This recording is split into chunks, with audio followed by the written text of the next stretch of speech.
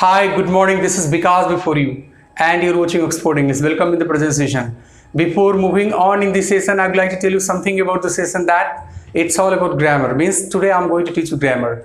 As I have started the chapter, the name of the chapter is narration. It's a very important chapter. I have done so many videos regarding this chapter. So today I'm going to continue the same thing. If you'd like to get the complete knowledge of this chapter, you have to be with me till the end of this session, and you have to watch every session. So now, without wasting your precious time, I would like to start today's session. Narration पढ़ रहे हैं, यानी कि मैं आपको narration पढ़ा रहा हूँ। डायरेक्ट और इनडायरेक्ट स्पीच के नाम से भी आप इसको जानते हैं। तो आज के इस सेशन में मैं उसी को प्रोसीड करने वाला हूँ, जैसा कि मैंने पहले आपको बताया है। तो सबसे पहले मैं आपको बताऊंगा कि किस किस पॉइंट पर हम लोगों ने काम कर लिया है और आज किस पॉइंट पे काम करेंगे। तो सबसे पहले चलिए देख लीजिए। सबसे पहले एक बात समझिए, चेंज ऑफ पर्सन, इस पर हम लोगों ने काम कर लिया। दूसरा मैंने काम किया था, आपको बताया था, चेंज ऑफ टेंस। ये दो पॉइंट को हम लोग डील कर चुके हैं। तो आज जो हमारा तीसरा पॉइंट है, जिस पॉइंट को हम डील करने जा रहे हैं, वो है change of other parts of speech. आज हम लोग इसी को डील करेंगे। बड़ा इंपॉर्टेंट पॉइंट है, हालांकि आसान है, थोड़ा सा ध्यान देंगे तो आसानी से आप इसको समझ जाएंगे। पहले आप देख लेते हैं कि करना क्या होता है। जैसा कि नरेशन है तो आप रिपोर्टिंग वर्ब के बारे में अच्छे से जानते हैं, इस शब्द से तो आप परिचित हैं। तो ध्यान में रखना है, जैसे कि हमने चेंज ऑफ टेंस के मैटर में बताया था कि रिपोर्टिंग वर्ब अगर पास्ट में है तो चेंज ऑफ टेंस के रूल को अप्लाई करेंगे, अदरवाइज नॉट। अच्छा, चेंज ऑफ पर्सन में वैसा कुछ नहीं था। रिपोर्टिंग वर्ब प्रेजेंट रहे, पास्ट रहे, फ्यूचर रहे, चेंज ऑफ पर्सन को रिपोर्टिंग वर्ब से कोई लेना देना नहीं है। चेंज ऑफ पर्सन के रूल को अप्लाई आप करते हैं, रिपोर्टिंग वर्ब किसी भी टेंस में रहे। लेकिन बात जब चेंज ऑफ टेंस की आई थी तो चेंज ऑफ टेंस को हम लोग कब अप्लाई किए थे? जब रिपोर्टिंग वर्ब पास्ट में होता है तब। तो फिर मैं आपको बता दूं कि change of other parts of speech को आप तभी अप्लाई कर सकते हैं जब आपका रिपोर्टिंग वर्ब क्या हो? पास्ट में हो। रिपोर्टिंग वर्ब पास्ट में हो तो आप change of other parts of speech के रूल को अप्लाई कर सकते हैं, अन्यथा आप इस रूल को अप्लाई नहीं कर सकते। ये बात हमेशा आपको ध्यान में रखना पड़ेगा। यानी रिपोर्टिंग वर्ब प्रेजेंट और फ्यूचर में होगा तो change of other parts of speech के रूल को नहीं अप्लाई करेंगे, ठीक है। अच्छा, ये रिपोर्टिंग वर्ब पास्ट में होगा तो change of other parts of speech जो है वो अप्लाई होता किधर है? तो अप्लाई होता है रिपोर्टेड स्पीच में अप्लाई होता है। कहां पर अप्लाई होता है? रिपोर्टेड स्पीच में। अब रिपोर्टेड स्पीच में क्या क्या हो सकता है तो देखिए, जैसा कि आपको पता है कि रिपोर्टेड स्पीच पहले से डायरेक्ट रहता है, जिसको कि चेंज करके हम क्या ले जाते हैं? इनडायरेक्ट में ले जाते हैं। जरा दिखाता हूं मैं क्या क्या हो सकता है, क्या क्या कंडीशंस हो सकता है, फिर क्वेश्चंस बना करके इस रूल को मैं अच्छे से बताऊंगा। आप देखिए होगा क्या। जैसे आपका दिस है, क्या है? डायरेक्ट में, तो आप इसको चेंज करके दैट में ले जाते हैं। सिखाएंगे अभी एग्जाम्पल के माध्यम से। लेकिन एक बात ध्यान में रखना है कि कुछ ऐसे कंडीशंस है जहां पर दिस को आप दैट में नहीं बदल सकते हैं। वैसे भी क्वेश्चंस में बना के बतलाने वाला हूं। चलिए, अगर दीज आपके पास आ जाता है डायरेक्ट में, क्या आ जाता है? दीज, तो आप उसको क्या बदल देते हैं? दोज में। ये आपको याद कर लेना पड़ेगा। हियर है तो आप उसको बदल देते हैं देयर में बदल देते हैं। हेंस है, आप उसको बदल देते हैं देंस में बदल देना है। नाउ, देन, ठीक है। दस, सो, today, that day, yesterday को आप बदलेंगे या तो द डे बिफोर में आप बदलिएगा यस्टरडे को, या फिर द प्रीवियस डे में भी आप इसको चेंज कर सकते हैं। किसको? यस्टरडे को। अच्छा, अगर आपके पास आ जाए द डे बिफोर यस्टरडे, अगर ऐसा आ जाए तो क्या करेंगे? कोई बात नहीं है, इसको भी आप चेंज कर देंगे आसानी से। इसको आप चेंज करेंगे द डे बिफोर यस्टरडे को 2 डेज बिफोर में आप चेंज कर देंगे, ठीक है। अगर आ जाए टुमारो, आप इसको चेंज करेंगे द नेक्स्ट डे या फिर द फॉलोइंग डे आपके ऊपर डिपेंड करता है क्या लिखना है, द डे आफ्टर टुमारो। अगर ये आ जाए तो आप इसको चेंज करेंगे इन 2 डेज टाइम में, आप इसको चेंज करेंगे नेक्स्ट वीक, ईयर इत्यादि। इस तरह से कुछ भी आ जाए ETC तो आप इसको चेंज करेंगे द फॉलोइंग वीक, ईयर, या जो भी ETC रहता है उसके अकॉर्डिंगली आपको चेंज करना पड़ेगा। लास्ट वीक, क्या बोला मैंने, लास्ट वीक या ईयर या इसी प्रकार से कुछ आ जाए इत्यादि, तो आप इसको कैसे चेंज करेंगे, the previous week, year ETC में आप चेंज कर सकते हैं इसको। अ ईयर एगो आ जाए तो आप इसको अ ईयर बिफोर या फिर द प्रीवियस ईयर में चेंज करेंगे। इतना आपको ध्यान में रखना पड़ेगा।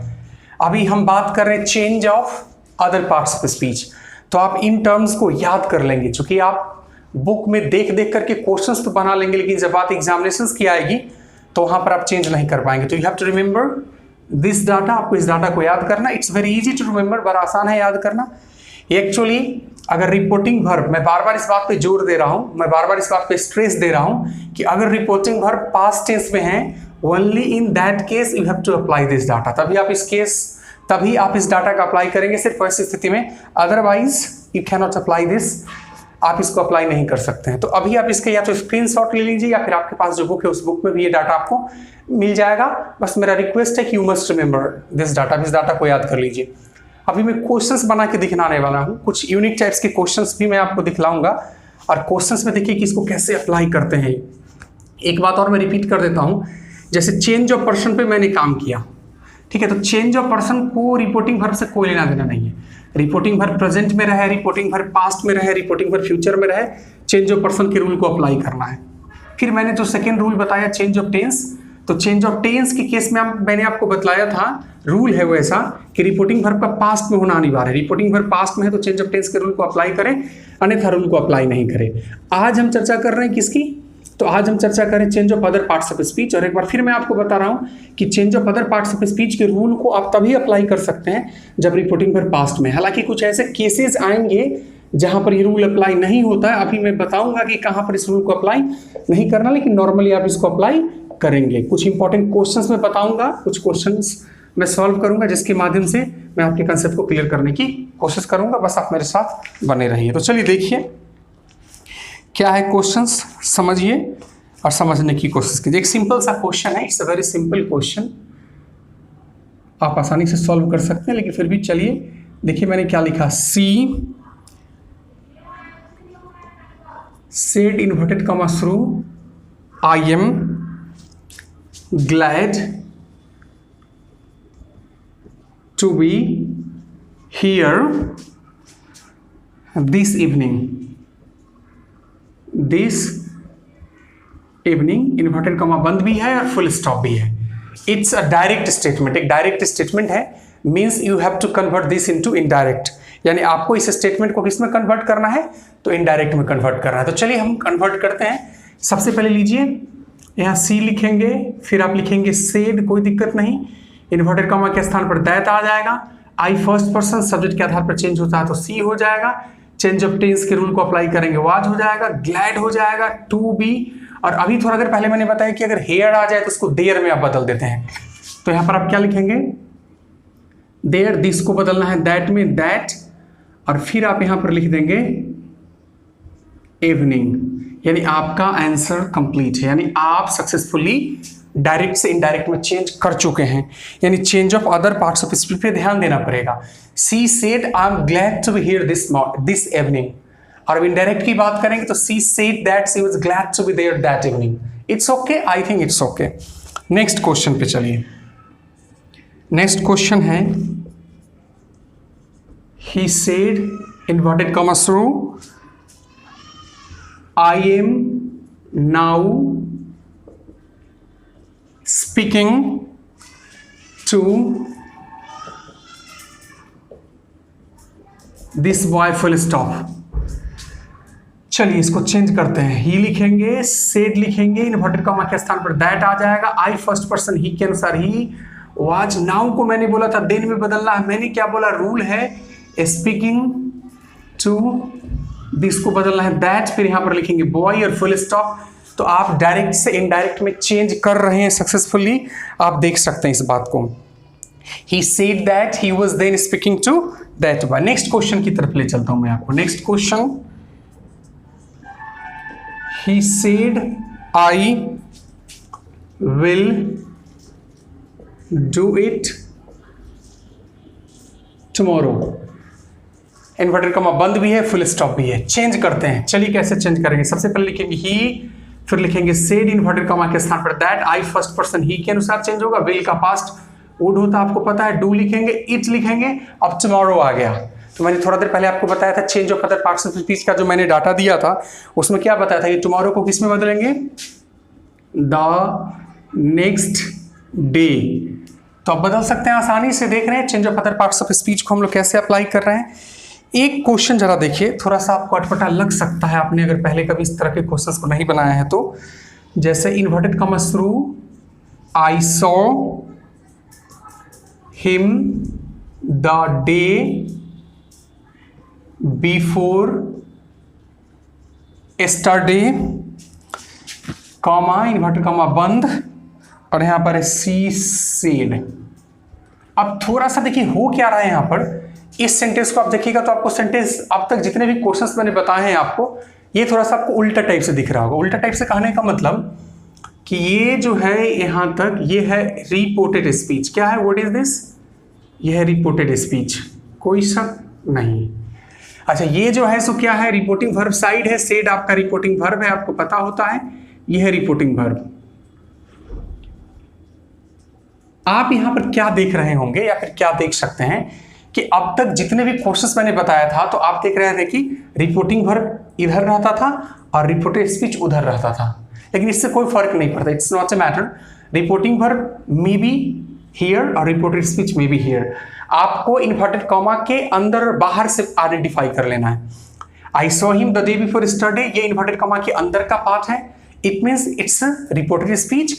लेकिन जब हम इसकी बात करते हैं सी सेड, तो इन्वर्टेड कॉमा के बाहर का पार्ट है, it means it's reporting verb. आप ऐसे इसको पहचान लेंगे, और जब इसको सॉल्व करने की बारी आएगी तो आप इसको सीधा कर दीजिए। सीधा करने का मतलब है सी लिखिए, सेड लिखिए, इन्वर्टेड कॉमा के स्थान पर दैट लिखिए, आई फर्स्ट पर्सन सब्जेक्ट के आधार पर चेंज होगा सी, ये सिंपल पास्ट है तो हो जाएगा हैड, सी का तीसरा फॉर्म सीन, हिम होता है, और यहां पर क्या गया, द डे बिफोर यस्टरडे। क्या गया, द डे बिफोर यस्टरडे को हमने क्या बताया था, 2 days बिफोर, ऐसे करके आप इसको सॉल्व कर सकते हैं। You can solve it easily. Means आपको ध्यान में रखना है कि रिपोर्टिंग वर्ब स्टार्टिंग में भी हो सकता है, रिपोर्टिंग वर्ब लास्ट में भी हो सकता है, it's not a matter. You have to identify, आपको आइडेंटिफाई करना है according to inverted comma. The part that is under inverted comma is considered to be reported speech, and the part which is out of inverted comma that is considered to be reporting verb side. ये reporting verb side है, ये said आपका reporting verb है जो कि past में है। मैंने यहाँ पर इन सारे रूल को अप्लाई किया है change of other parts of speech का, क्योंकि जितने भी क्वेश्चंस मैंने यहाँ पर लिखे हैं आप हर जगह देख सकते हैं। ये देखिए रिपोर्टिंग वर्ब, ये देखिए रिपोर्टिंग वर्ब, ये देखिए रिपोर्टिंग वर्ब, या फिर यहाँ भी देख लीजिए रिपोर्टिंग वर्ब। हर जगह रिपोर्टिंग वर्ब किस में, पास्ट टेंस में है। तो change of other parts of speech के रूल को आप कब अप्लाई कर सकते हैं, जब आपका रिपोर्टिंग वर्ब पास्ट में है, तभी आप इसको अप्लाई कर सकते हैं। चलिए एक क्वेश्चन और मैं बनाता हूं, क्वेश्चन को देख सकते हैं, सिंपल है क्वेश्चन है। ही सेड, यहां से शुरू है inverted comma, she died, okay, a year ago, inverted comma बंद है, फुल स्टॉप भी है। अब हम इसको क्या करेंगे, चेंज करेंगे। किस में चेंज करेंगे, इनडायरेक्ट में चेंज करेंगे, because this time we have direct statement. Change करते हैं, क्या लिखेंगे, ही सेड, इन्वर्टेड कॉमा के स्थान पर दैट, सी थर्ड पर्सन होता है। I have already told you that third person is not change, so we will not make any type of change here. अब इसके टेंस को देख लीजिए, सी डाइड मतलब सिंपल पास्ट है, सब्जेक्ट प्लस B2, तो हैड प्लस डाइड लिखना पड़ेगा, और ए ईयर एगो अब ये change of other parts of speech के अंतर्गत आता है, इसलिए मैंने जैसा कि डाटा आपको दिया था उस डाटा को आप देख सकते हो यहाँ पर, उस डाटा को आप याद कर लेंगे, ए ईयर बिफोर लिखना पड़ेगा। बहुत sentences are giving same meaning here, बस इतना ध्यान में रखना है कि जितने भी आप चेंज कर ले सेंटेंसेस को मीनिंग क्या देना है, सेम देना है। मीनिंग अगर नहीं देगा तो फिर दिक्कत है। चलिए क्वेश्चन देखिए, ही सेड इन्वर्टेड कॉमा शुरू है यहाँ पर, दिस इज माई टेबल, यहाँ फुल स्टॉप और इन्वर्टेड कॉमा बंद है। अब एक्चुअली यहाँ पर एक मैं आपको थ्योरी बताने वाला हूँ, I am here to tell you one theory, so you have to be very conscious. Theory क्या है देखिए, जब आप इसको चेंज करेंगे तो क्या लिखेंगे, ही सेड लिखेंगे, इन्वर्टेड कॉमा के स्थान पर दैट लिखेंगे, ये दिस को आप लिख देंगे दैट, फिर लिखेंगे वॉज, और फिर क्या लिखेंगे, माई को किस में बदल देंगे आप, हिज टेबल। आप इसको ऐसे बना सकते हैं। जैसा कि मैंने बताया कि अगर रिपोर्टिंग वर्ब किस में है, रिपोर्टिंग वर्ब किस में है बोलिए, पास्ट में है, तो change of other parts of speech को हम लोग अप्लाई करते हैं। लेकिन एक बात मैं बताने वाला हूं, जरा सेंटेंस को ध्यान से देखिए। ही सेड, उसने कहा दिस इज माई टेबल, उसने कहा यह मेरी टेबल है। लेकिन मान लीजिए कि जब ये डायरेक्ट सेंटेंस को बोला गया, अगर इनडायरेक्ट स्टेटमेंट को जब हम बोलते हैं, खास करके इसका यूज बोलने के सेंस में होता है, और टेबल वहीं पे है रखा हुआ, जिस समय जहां पे बोला गया था he said this is my table, तो टेबल पास में था तब तो बोला गया था कि दिस इज माई टेबल। लेकिन जब हम इनडायरेक्ट स्टेटमेंट बोलते हैं, और हो सकता है कि ये स्टेटमेंट किसी दूसरे प्लेस पर जाकर के बोला जा रहा हो, तब तो कोई बात नहीं। लेकिन उसी प्लेस से जहां पर टेबल रखा हुआ है, और उसी प्लेस से अगर आप इस स्टेटमेंट को बोलते हैं, तो दिस को दैट में नहीं चेंज कर सकते हैं, और आपको लिखना पड़ेगा ही said that this was his table. यानी आपको ध्यान क्या रखना है कि ये जो है दिस, यानी टेबल की जो बात कर रहे हैं, वो टेबल उसी जगह पर है, मतलब पास में ही है। ये जो ही सेड है, ये रिपोर्टिंग वर्ब है, ये जो है रिपोर्टर है, ठीक है। तो ये जो कि रिपोर्ट कर रहा है, तो रिपोर्ट करने वाले के नजदीक में टेबल था, इसलिए इसने बोला दिस इज माय टेबल। अच्छा, फिर जो रिपोर्ट कर रहा है, अगर उसके पास में ही टेबल रहता है, तो वैसी स्थिति में आप दिस को दैट में कन्वर्ट नहीं कर सकते। खास करके ऐसा बोलने के केस में होता है, तो आप इस बात को ध्यान में रखेंगे। कभी कभी ऐसी समस्या आपके सामने आ सकती है। एक क्वेश्चन और देखिए तो आपको पता चलेगा। जैसे सेंटेंस है, this morning, okay, Ram said to me, comma, inverted comma शुरू हो गया, I shall give you money today, यहां पर फुल स्टॉप है, इन्वर्टेड कॉमा बंद है, डायरेक्ट सेंटेंस, यानी हम इसको इनडायरेक्ट में ले जाएंगे। अब देखिए हम इसको बनाते हैं इनडायरेक्ट में, क्या बना रहा है सो देखिएगा। क्या लिखा मैंने, this morning Ram told me that, I first person, Ram के आधार पर हो जाएगा ही के साथ बिल लगता है, नॉर्मली वुड लगा देंगे आप, would, give you second person me के अनुसार मी, मनी, और यहां पर टुडे को हम टुडे ही लिखेंगे। हम क्या, आपको भी टुडे लिखना पड़ेगा, you can not right here that day. क्यों दैट डे नहीं लिखेंगे, इस बात को समझिए। ये सेंटेंस में आप देख सकते हैं क्या लिखा हुआ था, दिस मॉर्निंग लिखा हुआ था, इट्स ओके। तो दिस मॉर्निंग लिखा हुआ था, और जब डायरेक्ट से इनडायरेक्ट में चेंज किया तो आपको यहाँ पर क्या लिखना पड़ेगा, दिस मॉर्निंग। अब सवाल इस बात का उठता है कि डायरेक्ट में भी और इनडायरेक्ट दोनों में आपके पास दिस मॉर्निंग है, यानी कि दिन नहीं बदला है, तो टुडे को आप दैट डे में नहीं यूज कर सकते। हालांकि अगर दिस मॉर्निंग नहीं रहता यहाँ पर, यानी मान लीजिए कि सेंटेंस आपका कुछ ऐसा रहता, Ram said to me, inverted comma शुरू, I shall give you money today, suppose that, ये स्टेटमेंट इस फॉर्म में रहता, यहाँ पर दिस मॉर्निंग नहीं रहता। अब आप इसको चेंज करते तो देखिए इजीली क्या बनाते, Ram told me that he would give me money that day. आप यहाँ पर दैट डे लिख सकते थे दैट डे, लेकिन इस केस में आप दैट डे नहीं लिख सकते हैं, क्योंकि this morning represents that the day has not changed, and if the day has not changed, I think it's not appropriate, it's not proper to change today into that day, इसलिए today को आप that day में नहीं बदलेंगे। तो एक बात आपको ध्यान में रखना पड़ेगा, कोई भी चैप्टर आप पढ़िए या कोई भी सब्जेक्ट पढ़िए, it's not a matter of that you reading English, any subject, आपको थोड़ा सा सेंस अप्लाई करना पड़ेगा। अगर आप सेंस अप्लाई नहीं करेंगे तो हर टाइप के क्वेश्चंस को आप नहीं बना सकते हैं। तो आप देख रहे हैं कि कितनी आसानी से हम क्या कर रहे हैं कि क्वेश्चंस को बना रहे हैं हम, क्या आप भी बना सकते हैं। अब देखिए मैं क्या करने वाला हूं, समझिए। इसको तो मैं भाई हटा रहा हूं, आप अगर चाहिए तो इसके स्क्रीनशॉट ले लीजिए, बेहतर रहेगा। और मैं थ्योरी को अभी प्रोसीड करने वाला हूं। आप क्वेश्चंस बनाइए बार बार, जितना क्वेश्चंस ज़्यादा बनाइएगा उतना आपका कंसेप्ट क्लियर होगा। आज मैंने change of other parts of speech के बारे में बताया, यानी अब जब भी क्वेश्चंस आएंगे तो 3 थ्योरी आपके पास होंगे, चेंज ऑफ पर्सन, फिर आपको मिलेगा चेंज ऑफ टेंस, और फिर मिलेगा आपको change of other parts of speech. जो डाटा मैंने अभी दिखाया था थोड़ा देर पहले, बेहतर होगा कि आप उसको याद कर लें, क्योंकि देख देख करके यूज करेंगे तो क्वेश्चंस तो बना लेंगे, आंसर्स को मैच करा लेंगे, लेकिन जब बात एग्जामिनेशन की आएगी तो वहां पर आप देख करके कहां से बनाएंगे तो वहां पर आपको समस्या का सामना करना पड़ सकता है। अब मैं थोड़ा सा थ्योरी को प्रोसीड करूंगा, कुछ इंपॉर्टेंट रूल्स बताने वाला हूं नरेशन का ही, जरा ध्यान से देखिएगा। अक्सर मैं देखता हूं कि छात्र गलती कर जाते हैं, तो आप गलती ना करें। क्या है सो देखिए, जरा सा गौर से देखिएगा, ध्यान से देखिए कुछ इंपॉर्टेंट चीज। एक सेंटेंस है, डायरेक्ट है, इनडायरेक्ट में हम चेंज करेंगे। ही सेड, यहां से इन्वर्टेड कॉमा है, ठीक है, और उसके बाद है I am waiting for you. बस थोड़ा सा पेशेंस रखिएगा, you must keep some patience, ये बात समझ में आ जाएगी, ठीक है।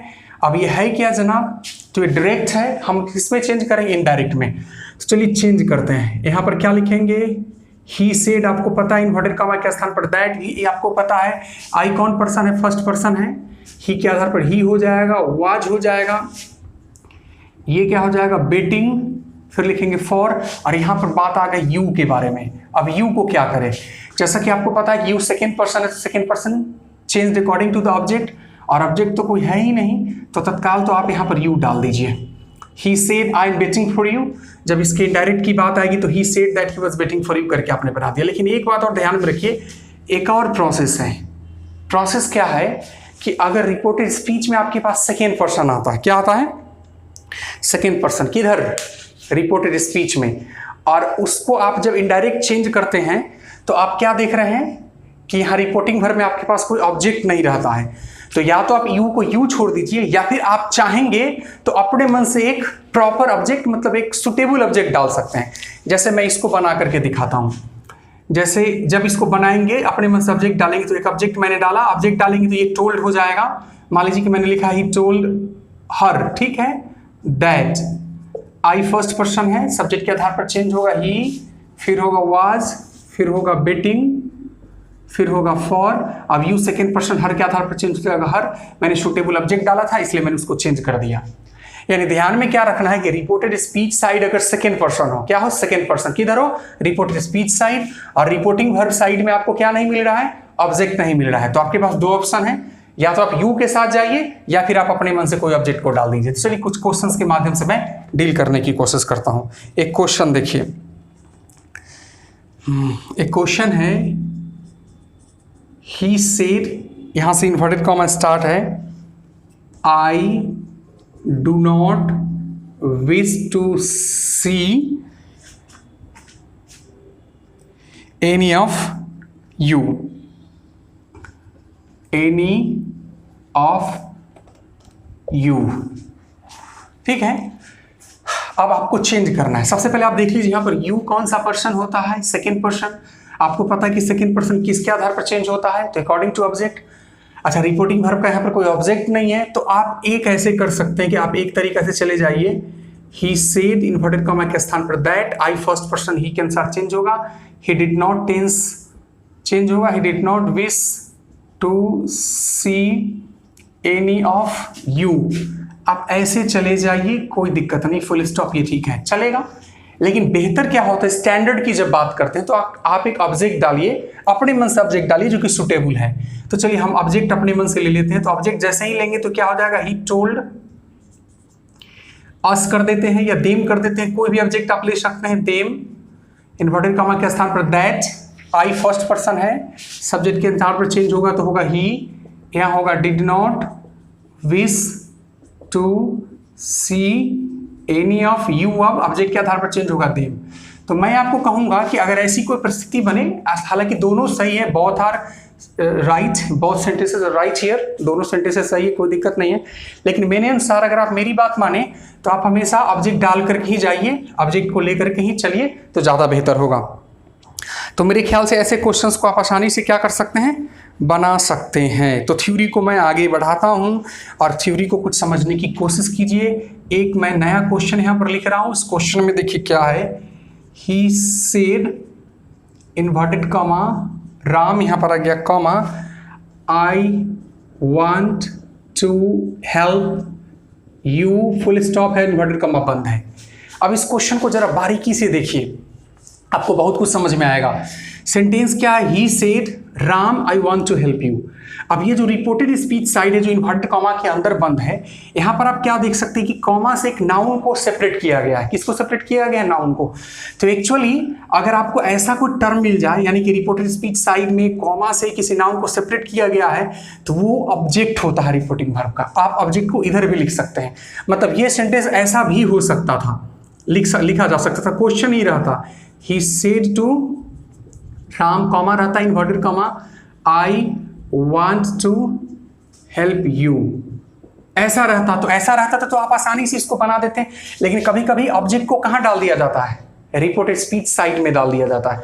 कभी कभी रिपोर्टिंग वर्ब के ऑब्जेक्ट को कहां डाल दिया जाता है, रिपोर्टेड स्पीच साइड में डाल दिया जाता है। आप कैसे आइडेंटिफाई करेंगे, तो इस कॉमा के माध्यम से आइडेंटिफाई कर लेंगे। तो बनाते समय आपको तो बनाना पड़ेगा ना। आंसर की जब बात करेंगे, देखिए आंसर क्या होगा, he told Ram inverted comma के स्थान पर दैट, आई फर्स्ट पर्सन ही के अनुसार पर चेंज होगा, ही टेंस बदलेगा, हो जाएगा वांटेड हो जाएगा, टू हो जाएगा, हेल्प हो जाएगा, यू सेकंड पर्सन राम के आधार पे बदलेगा तो हिम हो जाएगा। ये आपको सावधानी बरतनी पड़ेगी। एक क्वेश्चन और देखिए, और क्वेश्चन को देखिए और बताइए, यानी पहचानने की कोशिश कीजिए कि क्या ऑब्जेक्ट रिपोर्टेड स्पीच साइड में तो नहीं है। तो देख लेते हैं क्या है। सो एक सेंटेंस है,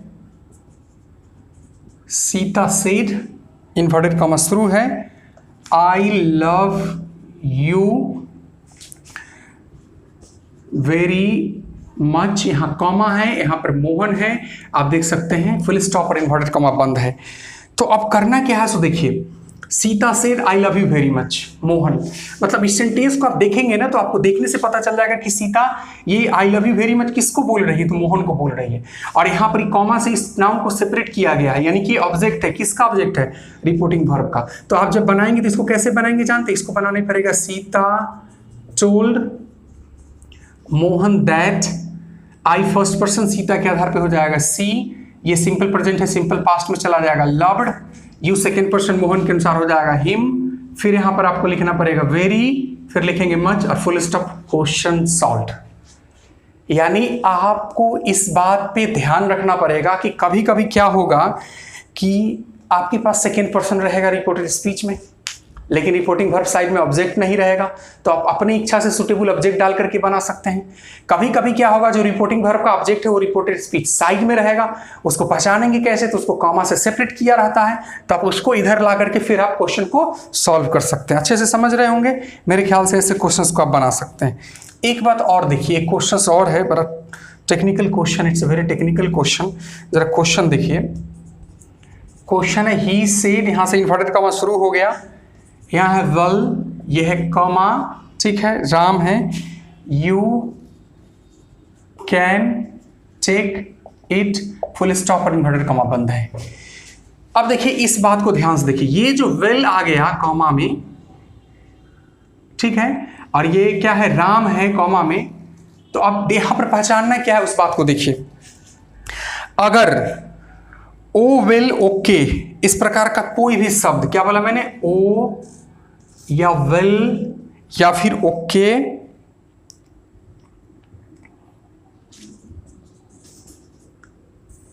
ओ विल और ओके इस प्रकार का कोई भी शब्द रिपोर्टेड स्पीच साइड में हो, किसके हो, इन्वर्टेड कॉमा के अंदर दिया गया हो और कॉमा से सेपरेट कर दिया गया हो, किससे कर दिया गया हो, कॉमा से सेपरेट, तो इसको हम हटा देते हैं। ओ वेल ओके इस तरह का कोई भी वर्ड रिपोर्टेड स्पीच साइड में हो और किससे सेपरेट किया गया हो, कॉमा से सेपरेट किया गया हो, तो डायरेक्ट से इनडायरेक्ट चेंज करते समय इसको आपको हटा देना पड़ेगा। जैसे इस क्वेश्चन को मैं सॉल्व करके दिखाता हूं। ये राम तो आपको पता है, he said well Ram you can take it, तो राम तो आपको पता है किधर का ऑब्जेक्ट है, जब इनडायरेक्ट में चेंज करेंगे तो क्या होगा, ही टोल्ड राम दैट, इस ओके वेल कुछ भी यहां पर आता है इसको हटा देते हैं। अब यू सेकेंड पर्सन राम के अनुसार ही हो जाएगा, कैन को किस में बदलेंगे, कुड में, फिर यहां पर लिखेंगे टेक और फिर यहां पर लिख देंगे इट, बन गया। लेकिन बस ध्यान इस बात का रखना है कि ये सब सेपरेट होना चाहिए, किससे, कॉमा से विल को। अगर कॉमा से विल को सेपरेट नहीं रखा जाएगा, कभी कभी विल क्या होता है सेंटेंस का पार्ट होता है, वो रिपोर्टेड स्पीच का मेन पार्ट होता है, तो आप उसको सेपरेट नहीं कर सकते। जैसे क्वेश्चन देखिए तब उसको आप हटा नहीं सकते। जैसे क्वेश्चन देखिए, he said Ram comma you are doing well. अब यहां पर इस बात को देख लीजिए, इन्वर्टेड कॉमा फुल स्टॉप भी है, ये जो वेल है इसको कॉमा से सेपरेट नहीं किया गया, ये इस का पार्ट है। ये तो आपको पता चल गया कि ऑब्जेक्ट है किसका, रिपोर्टिंग वर्ब का। और ये वेल जो है इस कॉमा से सेपरेट नहीं किया गया, तो इस वेल को नहीं हटाएंगे। ओ वेल ओके अगर किस प्रकार से आ जाए, कॉमा के अंदर आ जाए, और मैं क्वेश्चंस बना के दिखाऊंगा तब आप सेपरेट करेंगे। अब इसको सॉल्व करेंगे तो देखिए क्या हो जाएगा, ही टोल्ड राम दैट, तो पता ही है आपको, यू सेकेंड पर्सन राम के आधार पर क्या हो जाएगा, ही वाज हो जाएगा डूइंग, और ये क्या हो जाएगा वेल। इस बात को देखिए, ये वाले वेल को आप नहीं हटाएंगे। हाँ, वो कोई दूसरा सेंटेंस फिर आ जाए, मान लीजिए सेंटेंस इस प्रकार से आ जाए, ही सेड, ठीक है, well Mohan you can do it, मान लीजिए ऐसा सेंटेंस आ जाए। अब इस वेल को देखिए आप, अच्छा इस वल के जगह पर यहां पर हो सकता था ओ भी हो सकता था कि यहां पर क्या लिखा मिल जाता आपको, ओके लिखा मिल जाता। आप इन चीजों को हटाएंगे क्योंकि कॉमा के अंतर्गत है, तो बनाएंगे तो देखिए क्या होगा, ही टोल्ड, फिर आपको लिखना पड़ेगा मोहन, फिर लिखना पड़ेगा that, you second person Mohan के अनुसार ही, फिर आपको लिखना पड़ेगा कुड, फिर लिखेंगे डू और फिर लिखेंगे it. It's a very important theory. तो एक बार फिर से मैं रिपीट कर दे रहा हूं। देखिए मैं अभी डील क्या कर रहा था, अगर आपके पास रिपोर्टेड स्पीच साइड में सेकेंड पर्सन आ जाए, क्या आ जाए, सेकेंड पर्सन आ जाए, अगर आपको ऑब्जेक्ट नहीं मिले तो या तो सेकेंड पर्सन को आप सेकेंड पर्सन के रूप में छोड़ दो, या फिर अपने मन से कोई ऑब्जेक्ट डाल करके क्वेश्चन को सॉल्व कर दो। मेरे अनुसार से बेहतर होता है कि आप अपने मन से ऑब्जेक्ट डाल करके क्वेश्चन को सॉल्व कर देते हैं, ठीक है। दूसरी बात, कभी कभी क्या होता है कि reporting verb side, reporting verb का जो ऑब्जेक्ट होता है, वर्ब का जो ऑब्जेक्ट होता है वो कभी कभी आपको रिपोर्टेड स्पीच साइड में मिलेगा। पता कैसे चलेगा, तो नाउन कॉमा से सेपरेट रहेगा। तो वैसे स्थिति में आप उसको आइडेंटिफाई करो और आइडेंटिफाई करके आप रिपोर्टिंग वर्ब साइड में ला करके क्वेश्चन को सॉल्व कर दो। आप ऐसा भी कर सकते हैं। लेकिन एक समस्या फिर आ गया, ओ विल और ओके, इस तीनों शब्द में से कोई भी शब्द अगर आपको, जिस प्रकार से आप देख रहे हैं कि इधर का ऑब्जेक्ट इधर आने से कॉमा से सेपरेट है, अगर ओ विल ओके कॉमा से सेपरेट कर दिया गया है तो डायरेक्ट से इनडायरेक्ट चेंज करते समय आप उसको हटा देंगे।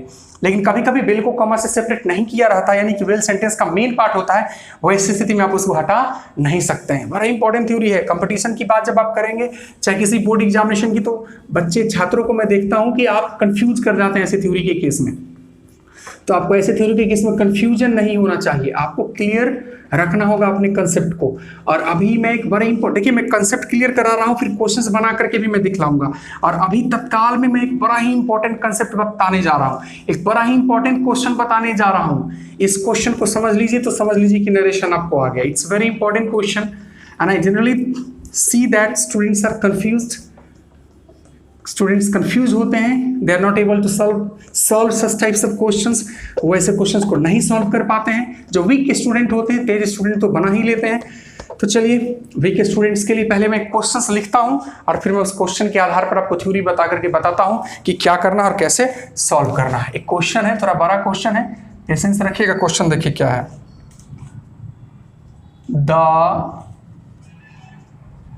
लीडर सेड, यहां से इन्वर्टेड कॉमा स्टार्ट हो गया, लेडीज एंड जेंटलमैन, यहां पर कॉमा है, if you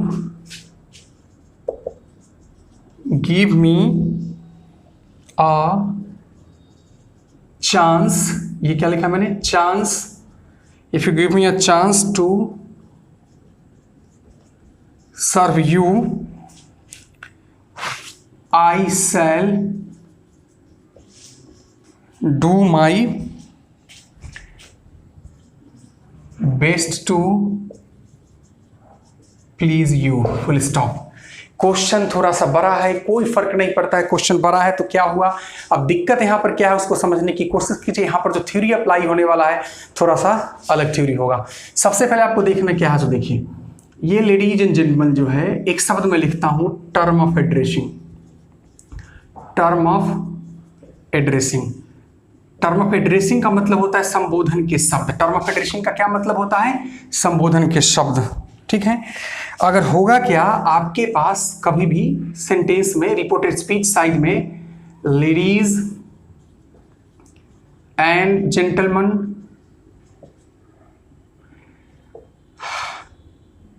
my dear students, my friends,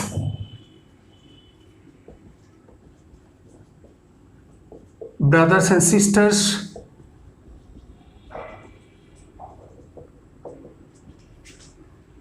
the future of my country,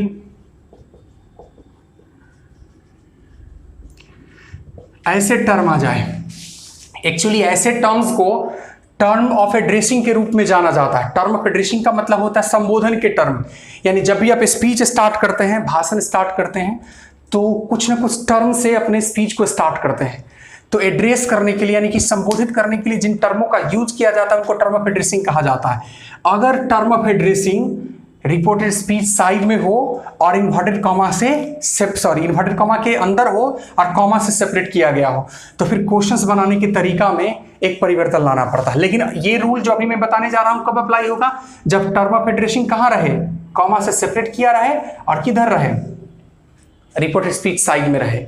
तो क्वेश्चंस बनाने के तरीका में मैं बताने वाला हूं कि कैसे ऐसे क्वेश्चंस को डायरेक्ट से इनडायरेक्ट आप ले जाएंगे। सबसे पहले आपको लिखना पड़ेगा एड्रेसिंग। क्या लिखना पड़ता है, एड्रेसिंग प्लस ऑब्जेक्ट। अगर ऑब्जेक्ट सेंटेंस में है तो ठीक है, अगर ऑब्जेक्ट नहीं है तो आपको क्या करना पड़ना है, बाहर से ऑब्जेक्ट ले लेना है। क्या लेना है, ऑब्जेक्ट प्लस एज एक शब्द जोड़ना है, फिर आपको देना है टर्म ऑफ एड्रेसिंग यहां पर जो दिया हुआ है सो, ठीक है। फिर ये सब्जेक्ट आएगा टर्म ऑफ एड्रेसिंग के बाद, जो सब्जेक्ट है सो, उसके बाद फिर सेड आ जाएगा, फिर आ जाएगा दैट, और बाकी का प्रोसेस जो अभी तक करते आए हैं उस प्रोसेस से आप ऐसे क्वेश्चन को सॉल्व कर सकते हैं। मतलब इतना थ्योरी आपको अलग से ऐड करना पड़ेगा। अगर मान लीजिए इस क्वेश्चन को बनाना है, the leader said ladies and gentleman if you give me a chance to serve you I shall do my best to please you. तो चलिए इस क्वेश्चन को कैसे सॉल्व करेंगे, देखिए हम सबसे पहले स्ट्रक्चर से लेते हैं, इसके आंसर की बात कर रहे हैं, ठीक है। आंसर देखिए क्या होगा, एड्रेसिंग। क्या होगा, एड्रेसिंग। अच्छा यहाँ पर कोई ऑब्जेक्ट नहीं दिया हुआ है तो अपने मन से आपको ऑब्जेक्ट लेना है, ऑब्जेक्ट सुटेबल होना चाहिए। तो जनता लेडीज एंड जेंटलमैन किसको कहा होगा, तो स्वाभाविक है कि जनता तो किसको कहा, जनता को कहा होगा, नेता। तो क्या लिखेंगे, एड्रेसिंग द पीपल। स्ट्रक्चर से आपको ले लेना है एज, फिर आपको यहां से क्या ले लेना है, ladies and gentleman, ladies and gentleman, ठीक है, कोई दिक्कत नहीं। और फिर आपको क्या लेना है, सब्जेक्ट है यहां से द लीडर सेड दैट। अब आगे जो भी प्रोसेस है उस प्रोसेस, ये दैट इन्वर्टेड कॉमा के स्थान पर आ गया। आप जैसा प्रोसेस सीखें उस प्रोसेस के आधार पर चेंज कर देंगे। Said that if you, second person, object के आधार पर चेंज होगा। ऑब्जेक्ट मैंने द पीपल लिया इसलिए हो जाएगा दे। गिव सिंपल प्रेजेंट में इसलिए हो जाएगा गेव। मी फर्स्ट पर्सन है, लीडर के आधार पर चेंज हो जाएगा तो हो जाएगा हिम। यहाँ पर हो जाएगा ए, फिर हो जाएगा चांस, फिर हो जाएगा टू, फिर हो जाएगा सर्व। यू सेकेंड पर्सन है, बदल जाएगा, पीपल के आधार पर देम हो जाएगा। आई लीडर के आधार पर हो जाएगा ही। बिल लगता है नॉर्मली वुड का यूज करते वुड, फिर लिखेंगे डू। माई फर्स्ट पर्सन है, लीडर के आधार पर हो जाएगा हिज, फिर लिखेंगे वेस्ट, ठीक है, बेस्ट, फिर लिखेंगे टू, फिर लिखेंगे प्लीज, और फिर यू सेकेंड पर्सन है, ऑब्जेक्ट के आधार पर हो जाएगा देम। मतलब इस तरह से आपको बनाना पड़ेगा। लेकिन ऐसा कब करेंगे, जब टर्म ऑफ एड्रेसिंग आपको आ जाए कहां पर, कॉमा के अंतर्गत रिपोर्टेड स्पीच साइड में, तो आप ऐसे क्वेश्चंस को ऐसे सॉल्व करेंगे। ये क्वेश्चंस और मैं बनाता हूं ताकि आपका कंसेप्ट क्लियर हो जाए। क्वेश्चंस पहले मैं लिख लेता हूं। द प्राइम मिनिस्टर, ठीक है, सेड टू द स्टूडेंट्स, ठीक है। क्वेश्चन, कॉमा इन्वर्टेड कॉमा शुरू हो गया, future of the country comma you are my hope and so you will be given perfect care and guidance, full stop, inverted comma बंद। अब सबसे पहले देखिए क्वेश्चंस में पढ़ता हूं, आपको देखना पड़ेगा कि इस थ्योरी को अप्लाई करना है कि नहीं करना है। The prime minister said to the students future of the country, comma से सेपरेट किया गया है, टर्म ऑफ एड्रेसिंग है, you are my hope and so you will be given perfect care and guidance. अब इसको सॉल्व करेंगे तो देखिए कैसे सॉल्व करेंगे, फॉर्मूला को ध्यान में रखना पड़ेगा। सबसे पहले आपको लिखना पड़ेगा एड्रेसिंग। अच्छा, यहाँ पर ऑब्जेक्ट है स्ट्रक्चर में, तो यहाँ पर देख सकते हैं ऑब्जेक्ट इसमें दे दिया गया है द स्टूडेंट्स, स्ट्रक्चर से लेना है एज, टर्म ऑफ एड्रेसिंग में क्या है, फ्यूचर ऑफ द कंट्री। अब सब्जेक्ट चाहिए फिर आपको, तो सब्जेक्ट क्या है, the prime minister, the prime minister said that. ठीक है, अब यहां तक क्या हो गया कि यहां तक का काम आपने खत्म कर दिया। The prime minister said to the students future of the country, यहां तक का काम खत्म कर दिया। लेकिन इस फार्मूला को अप्लाई कब करेंगे, जब टर्म ऑफ एड्रेसिंग आएगा। और कहां आएगा, तो रिपोर्टेड स्पीच साइड में। अब बाकी चीजों को आगे की तरह चेंज कर लेते हैं, मतलब जैसे पहले मैंने सीखा है चेंज करना। यू सेकेंड पर्सन है, ऑब्जेक्ट के आधार पर चेंज होगा। ऑब्जेक्ट स्टूडेंट्स है तो दे हो जाएगा, इज एम आर पास्ट में बदल करके वाज वेयर हो जाता है, वेयर। ठीक है, my hope, my first person prime minister के आधार पर चेंज होगा, हिज होप। ठीक है, कॉमा एंड यहां पर लिखेंगे, सो लिखेंगे। यू जो है फिर सेकेंड पर्सन है, ऑब्जेक्ट के आधार पर चेंज होगा स्टूडेंट्स के आधार पर, इसलिए दे हो जाएगा। बिल का पास्ट वुड हो जाता है, फिर लिखेंगे बी, फिर लिखेंगे given perfect care and guidance. तो आप देख रहे हैं कि कैसे क्वेश्चंस को सॉल्व किया जा रहा है। लेकिन ये फार्मूला आप कब अप्लाई करेंगे, this formula can be applied only in that case when you have term of addressing. और कहां पर मिलेगा टर्म ऑफ एड्रेसिंग, तो रिपोर्टेड स्पीच साइड में आपको मिलेगा, कॉमा से सेपरेट रहेगा। तो मुझे लगता है कि थ्योरी समझ में आया होगा। नहीं समझ में आए तो बार बार देखिए, क्योंकि ऑनलाइन क्लास का एक फायदा होता है कि आपके पास क्लास रहता है, बार बार देख करके आप उस थ्योरी को क्लियर कर सकते हैं। मैं अगले सेशन में जब आऊँगा तो इस टाइप्स के क्वेश्चंस बना करके मैं दिखाऊंगा आपको। पहले कई क्वेश्चंस बना के मैं दिखलाऊंगा, क्योंकि जितना ज़्यादा आप क्वेश्चंस बनाएंगे उतना ही कंसेप्ट आपका क्लियर होता चला जाएगा। तो क्वेश्चंस बनाना अति आवश्यक है। आज मैंने क्वेश्चंस कम बनाए हैं, थ्योरी मैंने डील किया था। तो आज दीजिए विकास कुमार को इजाज़त, फिर मिलते हैं अगले सेशन में इस थ्योरी पर आधारित क्वेश्चन के साथ। तब तक के लिए बाय।